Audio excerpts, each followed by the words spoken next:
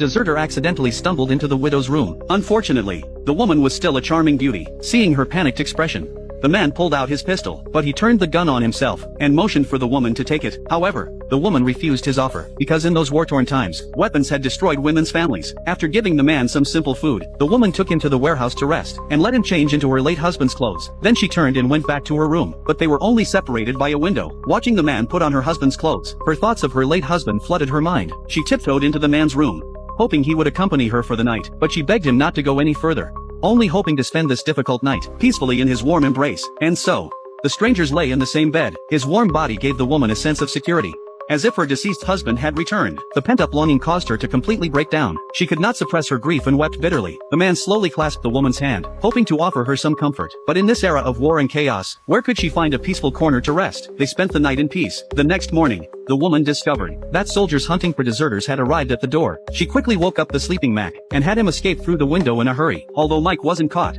the cruelty of war had already numbed the soldiers. To obtain insignificant supplies, they brutally dragged the woman out of the house, forcing her to watch her child freeze to death. The woman had no choice but to hand over the grain, but they didn't spare her. Instead, they greedily dragged her into the room. However, Mike had already sneaked back into the house. His comrades saw no movement inside the house, so one soldier prepared to go in. But as soon as he entered the house, they were all subdued by Mike. At the same time, the enemy outside the door still had a conscience. He rewrapped